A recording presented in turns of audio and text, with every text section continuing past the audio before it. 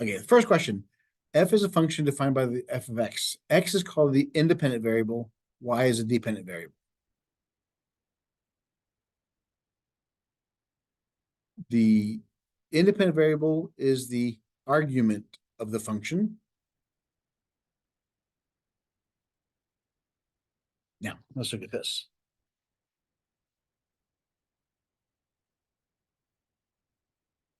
What we're looking at here for this one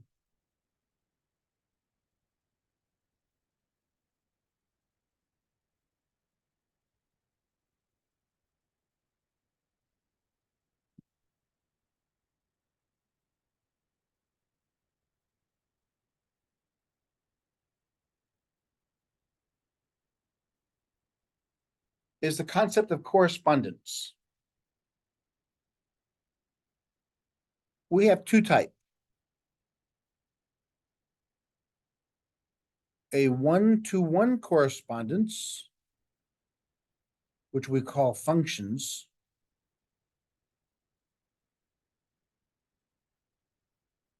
are ones where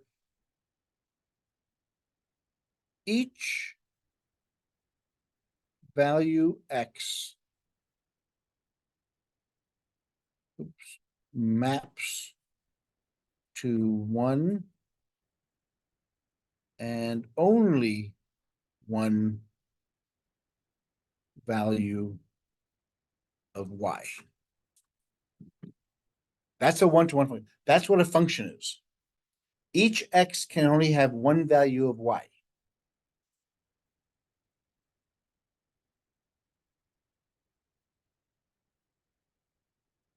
A relation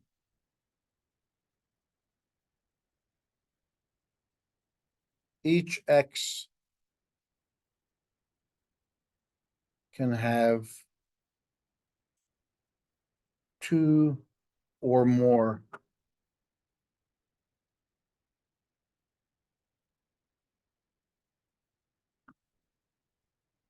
associated y values.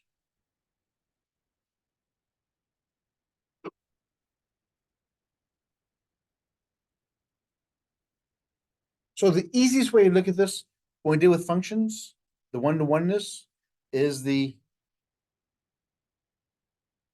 vertical line test.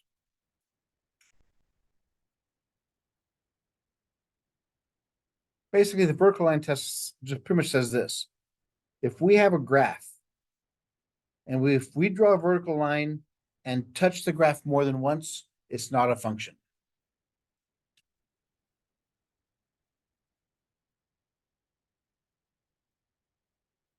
If any vertical line crosses the graph more than once, it is not a function. And therefore is not one-to-one. That's the symbol we use, the 1:1.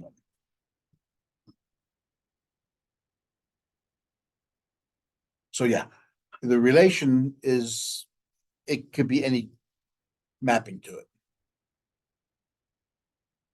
So if I gave you points,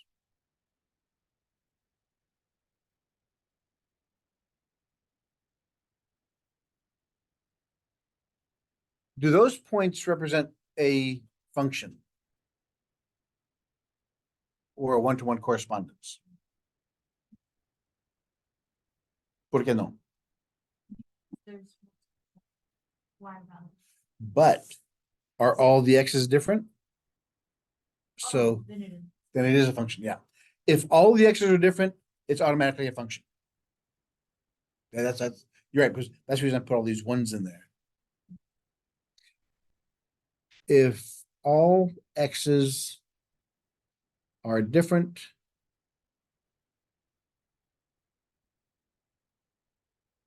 then it's a function.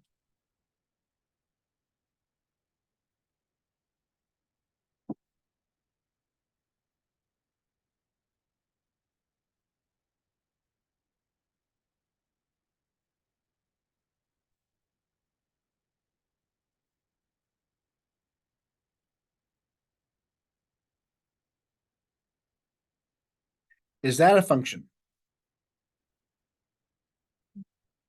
¿Por qué no? Yes. But are the y values the same? It's the same point. Trick question again. It said, if all x's have different y values.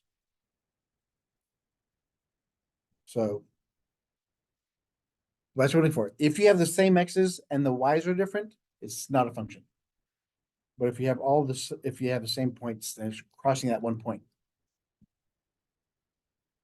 I'm gonna trick you.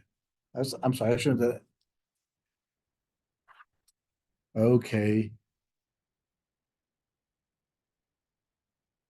Is that a function?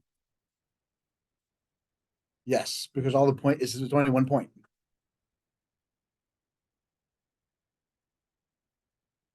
Where did my thingy go? Oh, okay.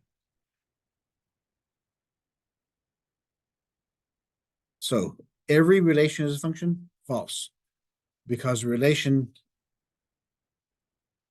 can have the same x going to multiple y's.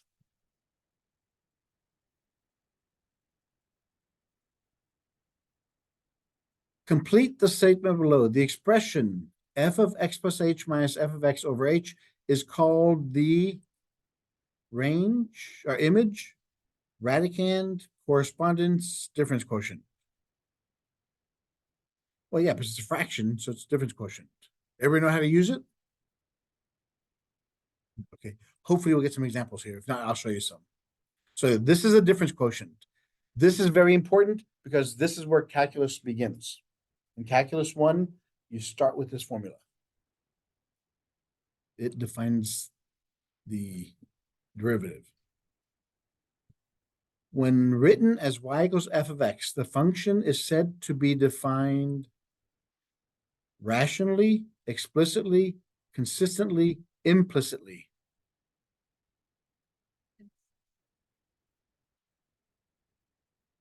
Explicitly. Explicit means that the x and y are separated. Implicit is when x and y are integrated in the same function. So this one is explicit. Again, explicit is when the x and y are separated. Remember when the first day of class said that mathematics is a language? We got to know the terms. Yes.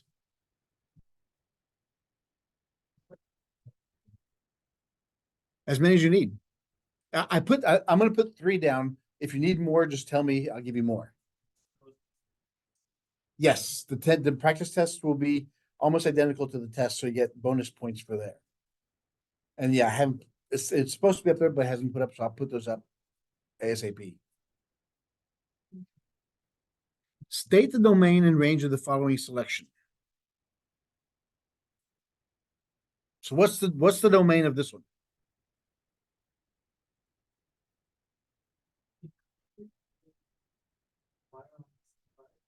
Implicit, right?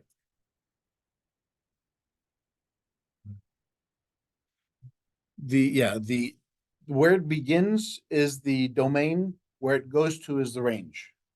So the domain is the x, range is the y. Think of alphabetically. Domain, range, x, y. Which one comes first alphabetically? Domain or range? What x and y, which one comes first? X. So that's the easiest way to remember it alphabetically. So yeah, the domain is the sisters, range are the brothers. This is the Arkansas marrying list.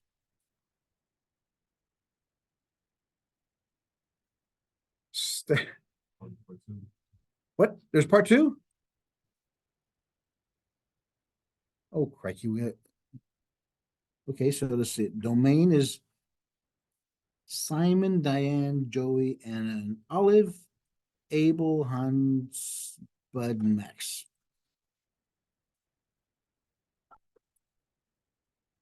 Okay. Does the relation represent a function?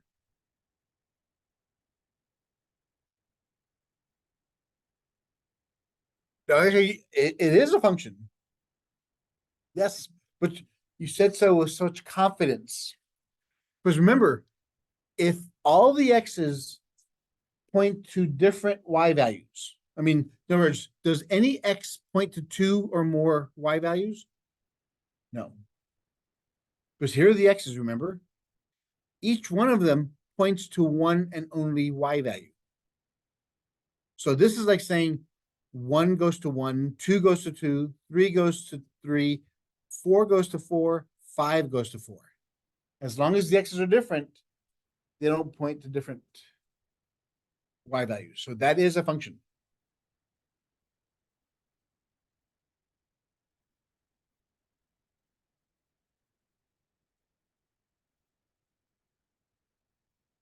The domain and range. What's the domain of this one?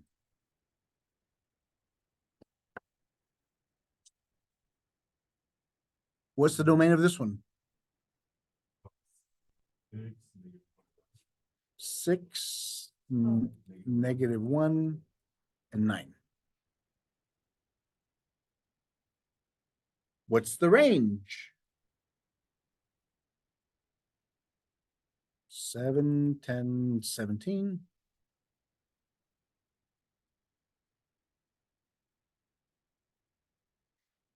Does this represent a function?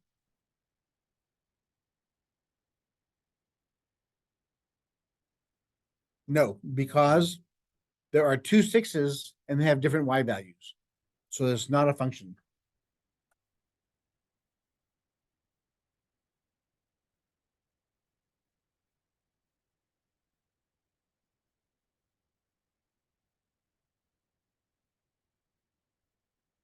This is the same type of question here. If you notice on this first one, there are, I think, 18, 19 questions, but they're easy ones like this. Is it yes or no? It's just 6, 7, 8, and 9. So this one is 6, 7, 8, and 9. The range, -7. And is it a function? Yes, because all the x's are different, automatically a function.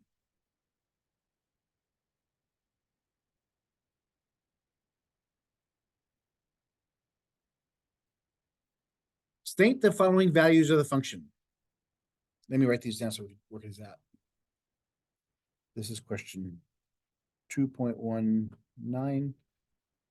F of x is 4x squared plus 2x minus 4. F of 0, f of 5, f of -5, f of -x, negative f of x, f of x plus 3, f of 4x, and f of x plus h. All right.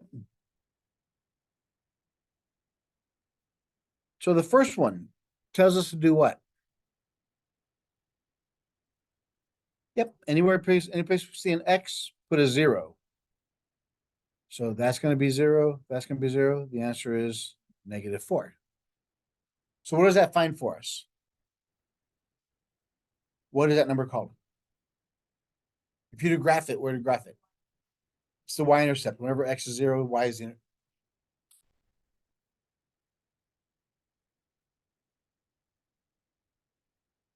Okay, the next one says anywhere I see an x, plug a 5.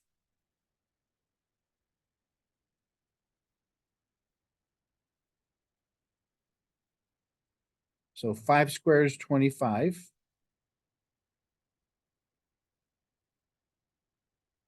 4 times 25, is 100. 2 times 5 is 10. 110 minus 4 is 106.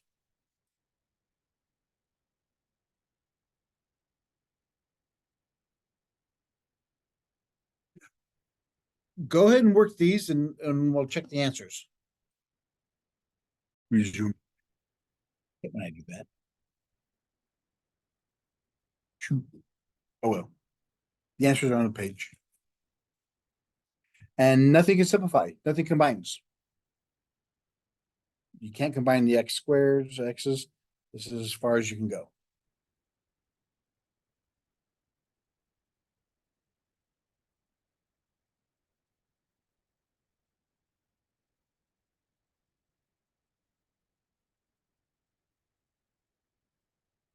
So what was most difficult? What was most common mistake there?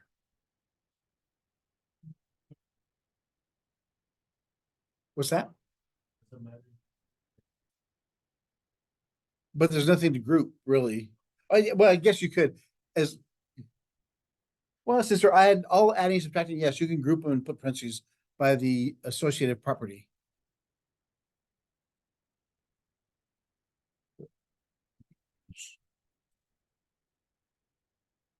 Yes, most of the errors occurred in the last 3 problems. But you don't solve them. All right, so let's go back to our online stuff. Oh. The difference with this one is we now have a rational function.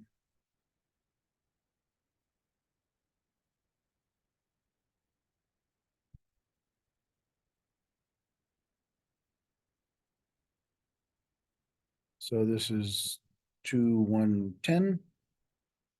F of x is equal to x over x squared plus 1.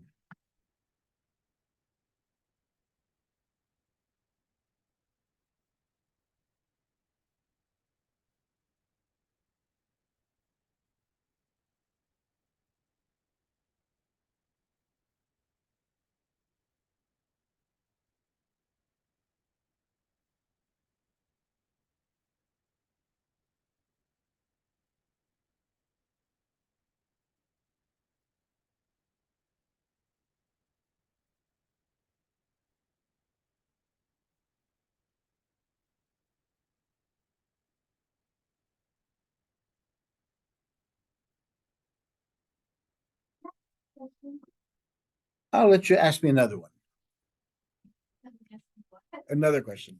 So my question is, you're looking at your homework, but on his computer, there's different numbers for the same problem. Does Yes. that mean that everybody actually has different numbers? Yeah, everybody can have the same, it's all randomized. What happens is every time, like when I do stuff, that's why I don't mind. I'm gonna work out all these problems also and upload them as solution sets. It's the same concept, but different numbers. So yeah, that's why I have no problem doing these. That's why I'm gonna do that for all of the homework assignments. I will send you guys the solution sets. Okay, well, how about I'll give it to you this way. There. F of x equals x over x squared plus 1.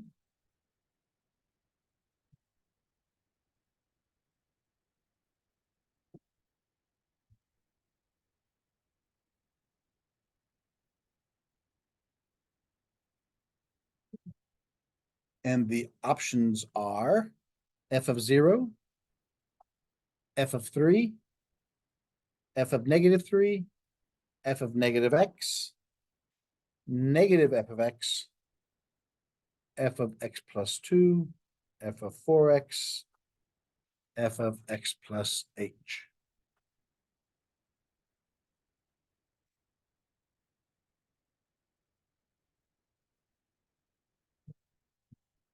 Yes.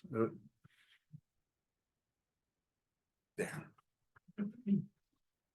She's just getting in my way.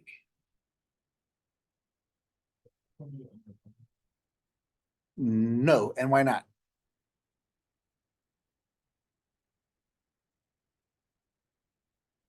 What, as long as the zero is not in the bottom, you cannot divide by zero. Yes, if zero is on the bottom, it's undefined. If it's on top, it's zero. So whenever you graph these and you want to find the x-intercepts, the set equals zero, just set the top equal to zero.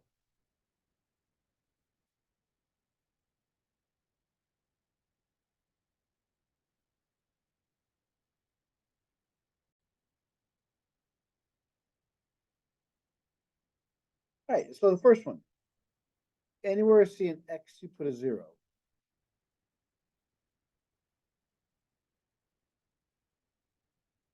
Answer is zero. The 3.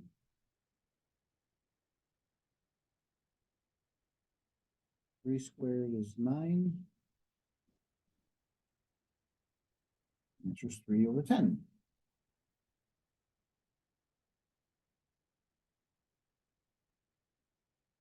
-3, -3 squared plus 1. -3 squared, -3 is 9. That's -3/10.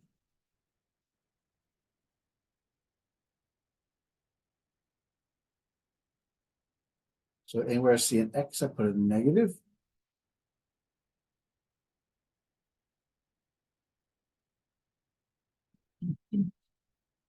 Squared, so it stays positive. And there's my answer.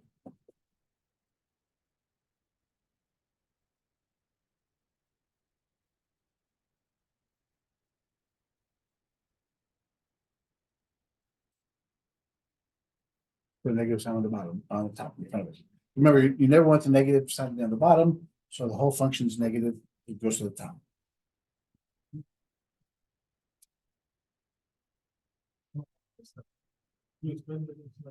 Okay, the negative, since it's a fraction, can either go on the top or the bottom.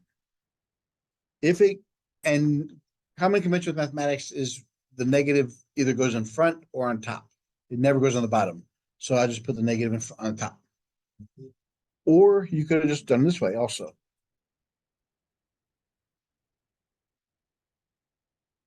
Because I know you're probably thinking I'll change the sign of the one on the bottom. If you did that, then you would have to change both the x squared and the 1. You can't.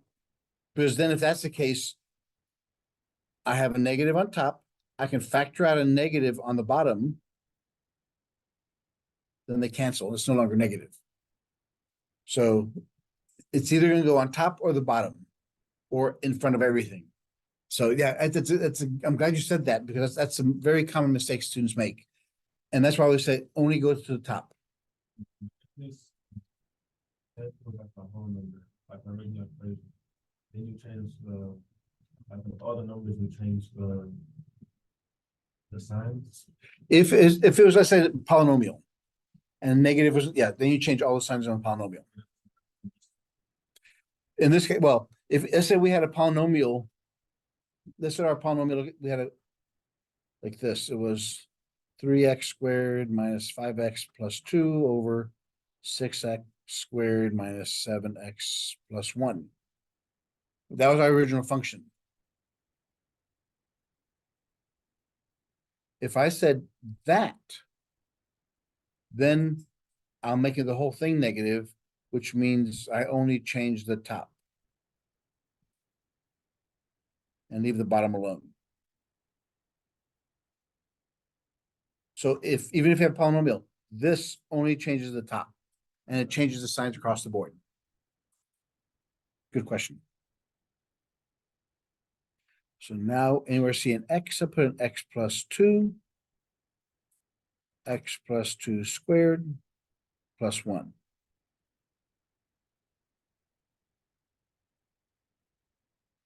This FOILed out becomes x squared plus 4x plus 4,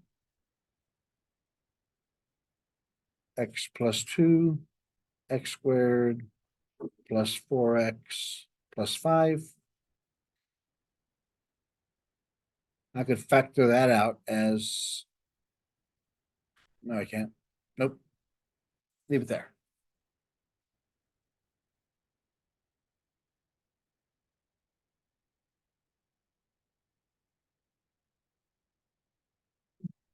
We have a 4x on top.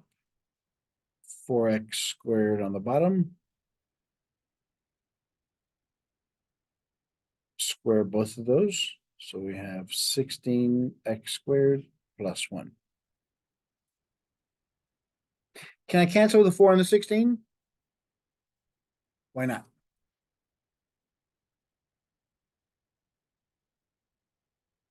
No. Because remember, on the bottom, it's an equation. It's got to stay together. You can only cancel stuff out if it factors out of the entire part of the equation.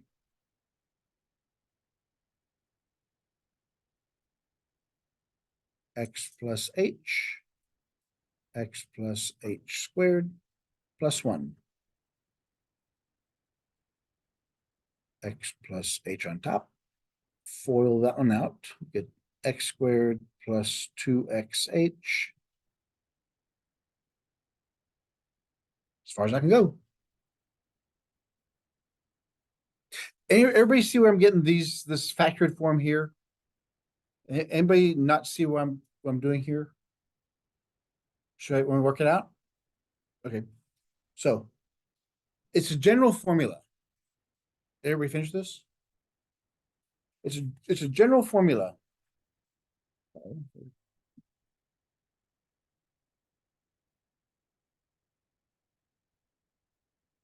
X plus y squared and x minus y squared. What this means is x plus y times x plus y. Boil it out. X times x, x squared plus xy plus xy plus y squared. Combine like terms. I got 2 xy's. And it's a general form. The last, whenever you do this, it's a perfect square. The last term is always going to be positive, and the first sign is going to be whatever's inside there. In other words, for this one, it's going to be x squared minus 2 times the x and y plus y squared. So the middle, the first sign is whatever's inside the equation. The last sign is always positive.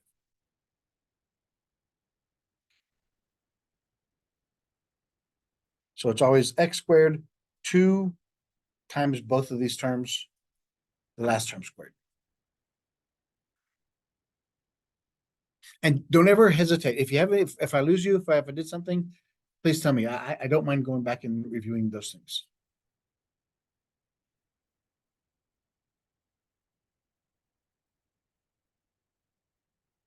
Find the domain of the function, negative 3x plus 8.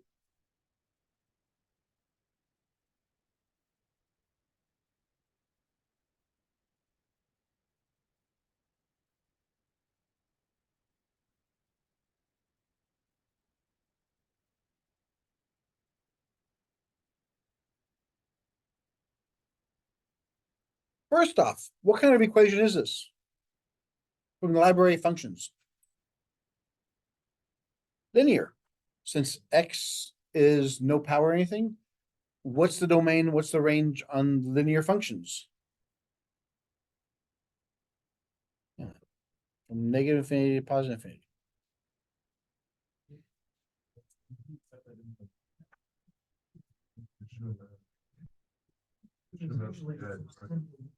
Yeah, they have, on the bottom, they'll have symbols.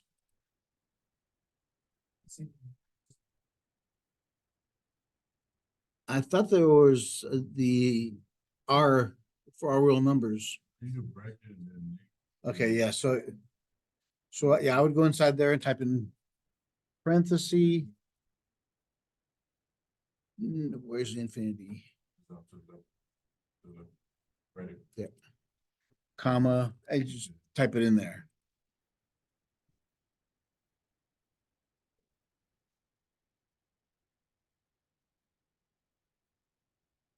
Find the domain of this one. On the middle row towards this.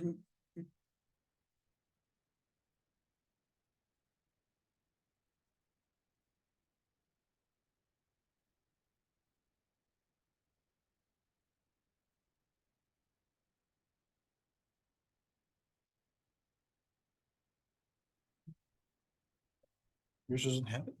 Usually it does.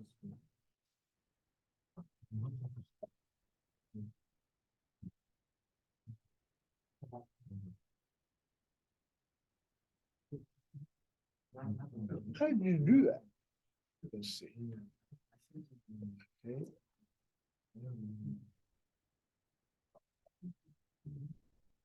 Okay. How did you do that? Make it blue. Oh, I bet you that's it right there. What was it? Oh, it's just empty. It's the empty one. Thank you. Okay, this one here. The domain of this one. 9x squared. X squared plus 5.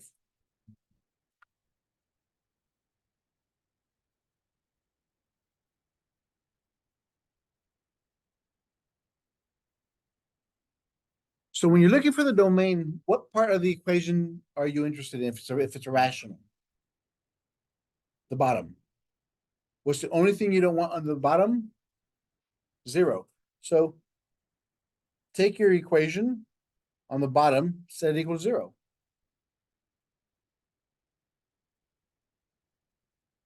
Solve for x. Can that ever happen? So we have all real numbers.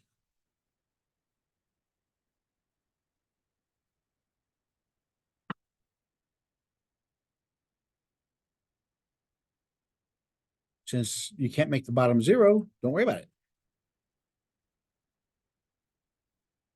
How about this one? It's a little bit different.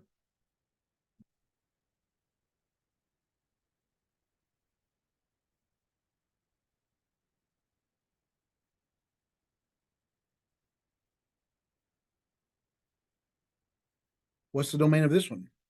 5x over x squared minus 1.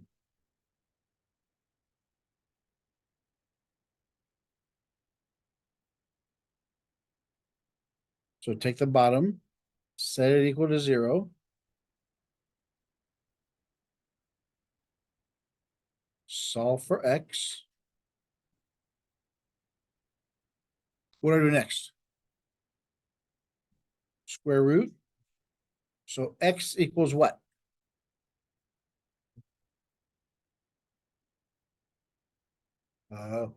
Okay.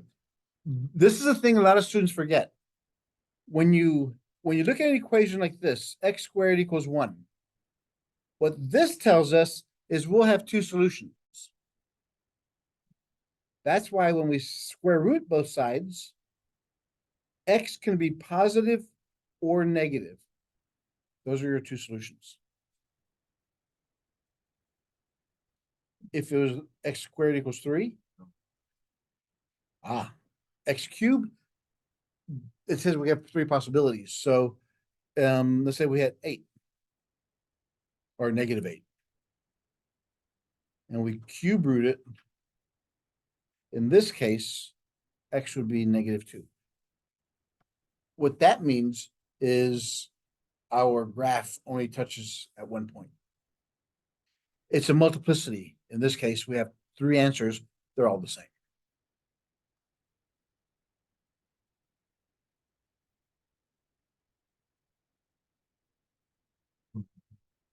X's.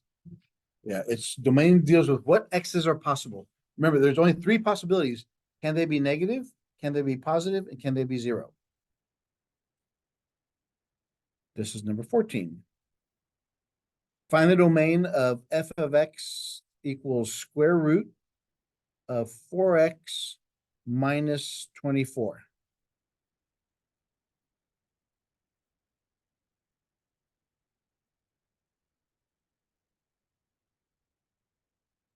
So what's the rule about radicals? Maybe make easier to, if we graphed it, what would it look like?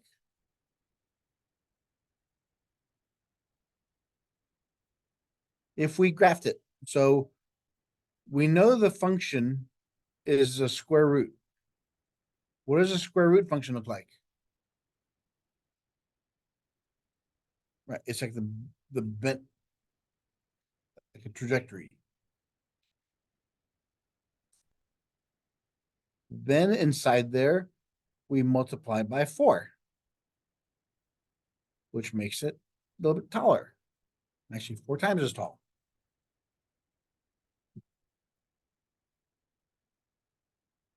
Then we subtract 24. So what is our horizontal shift? Since it's happening inside our function, what is the horizontal shift? How many spaces? It is take your function, set it equal to 0. Add 24 to both sides. And now divide by 4.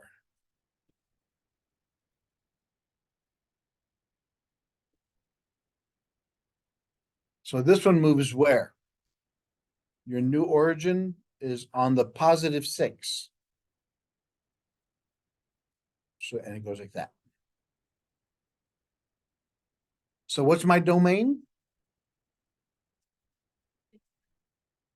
Yeah, x is larger than or equal to 6. Or 6 bracket infinity.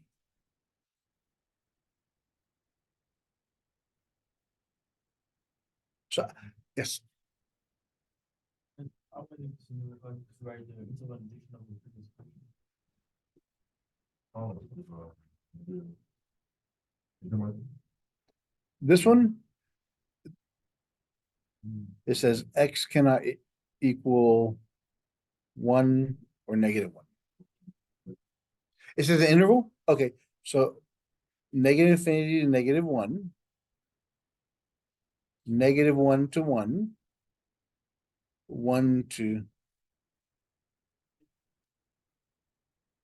It's painful when they make you do that. It'd be easier if they let us do this. But yeah, the other one, if asked for interval, yeah, but usually it said what is the restriction on a domain? Negative x cannot equal negative 1 to 1. But yeah, let me see that. The domain is negative infinity to negative 1 union negative 1 comma 1 union 1 comma infinity. Excellent. I did that. Not just very good, excellent.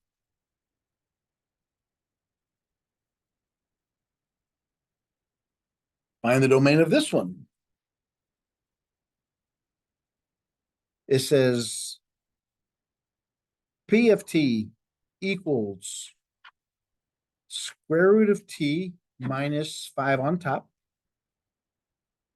over 3t minus 24 on the bottom.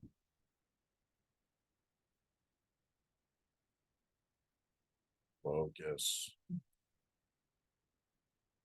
So it's square root of t minus 5 over 3t minus 24.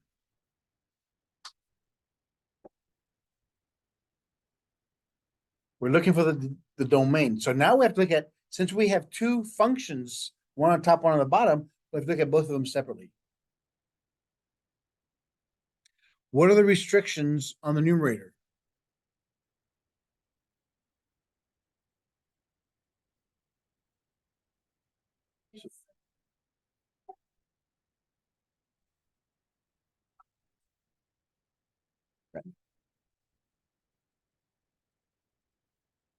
So the top, the domain is that. On the bottom,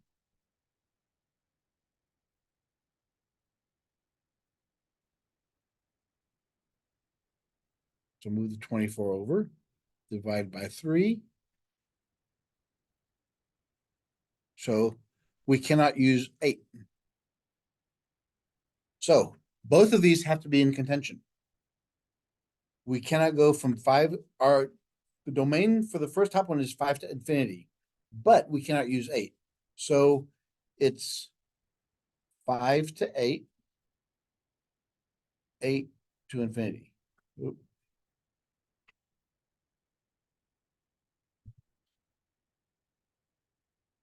So we have to look at both of those restrictions.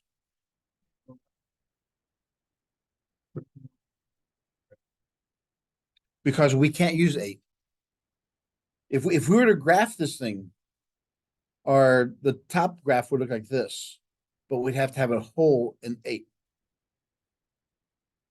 Because we can't use it. That's what it is. It's my asymptote. But yeah, you're right. So that's why it's very important to do both the top and bottom. And since apparently it's always asking you for intervals, sorry for all that typing.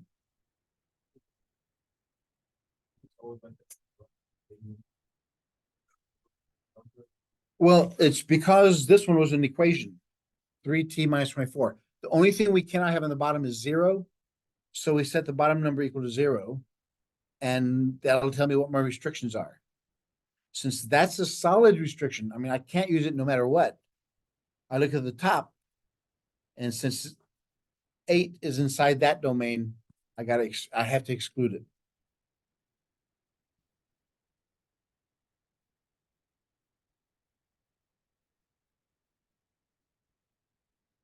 We're gonna type the answer in there, or you trust me? Okay, I know the doubt when I hear it. So it's 5 to 8 unioned with 8 to infinity. This one's a fantastic.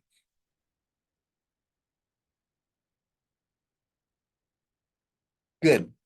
Because again, these are, the better you understand these difference quotients, the easier life's going to be for you in calculus. So our function is f of x equals 6x plus 1.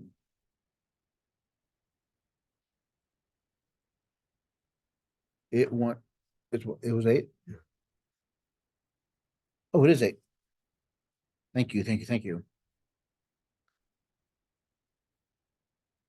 So it wants the difference quotient is this.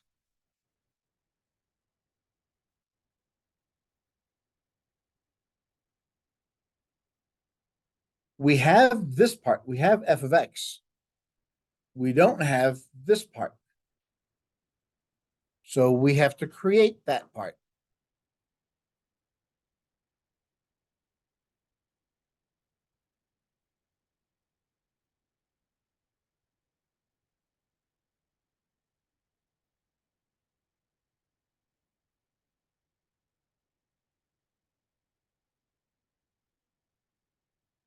So this part, 8x plus h plus 1 minus, always put a parenthesis now because this is another equation, 8x plus 1 all over h. So whenever you have functions with equations, whatever's after the minus sign, put it in parentheses. If you don't put it in parentheses, the only thing that's going to change is that first term. It's now going to be negative. The rule of thumb is this: everything after the minus sign has to cancel. If it doesn't, you did something wrong. So we have on top, distribute, we have 8x plus 8h plus 1 minus 8x minus 1 over h. Again, everything after that has to cancel.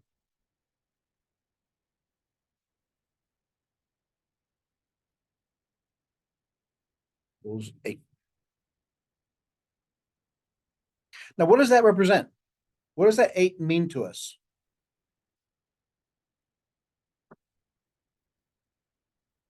What does the difference quotient find for us?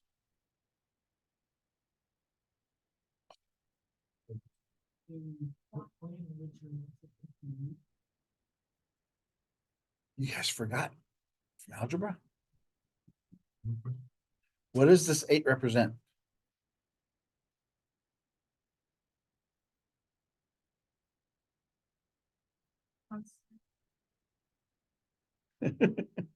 No. What it represents is the slope of the curve at any point. Because the difference quotient is used whenever we have a curve, a polynomial of some sort. Because we can't use, in linear algebra, with lines, we can use 2 points, x1, x2, y2, y1, y2. Now, if you don't believe me, look at the original equation. What form is that in? Y equals mx plus b. It's a linear equation. 8 is the slope. So this is used to find the slope of a curve at any point.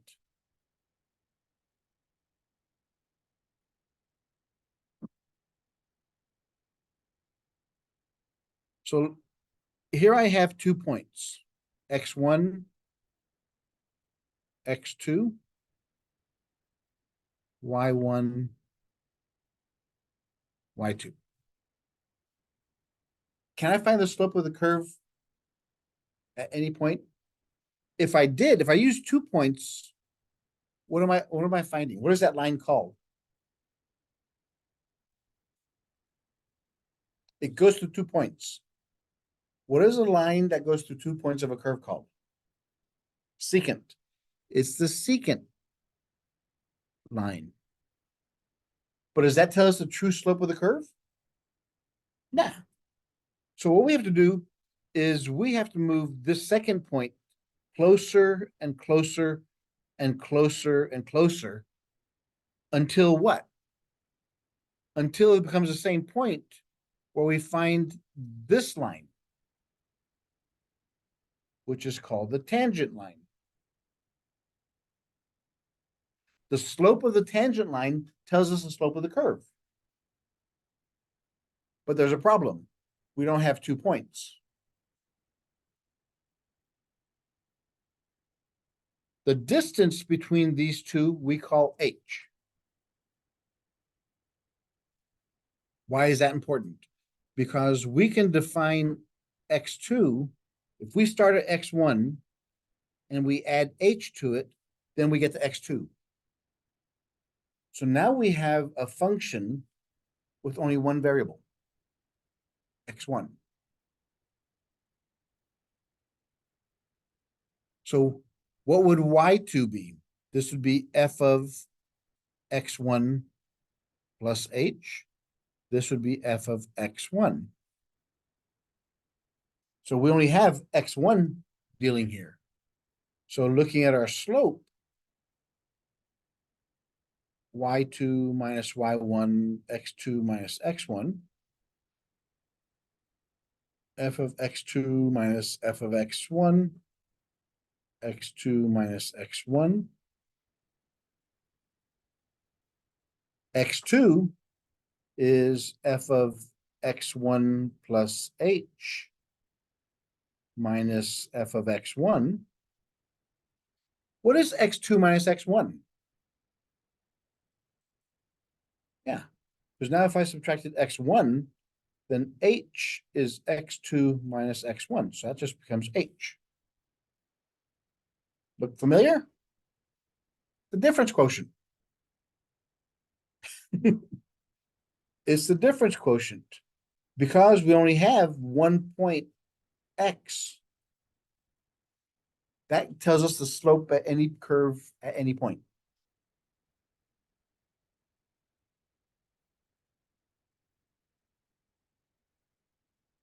Make sense? So that's the importance. That's the reason what we're finding, because yeah, if we just had lines, it's easy to find 2 points, find the line between them. But if it's a curve, it changes. So we have to move that second point closer and closer, closer, closer. And eventually we call that the limit theorem in calculus.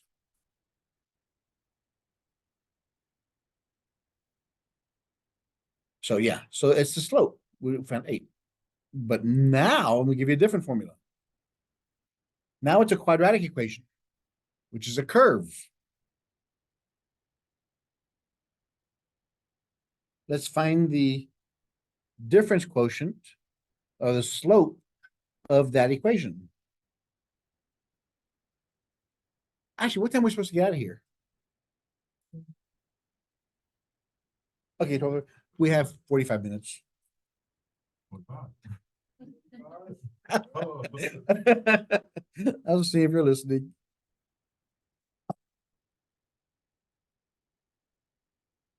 This will be our last one, then we'll leave.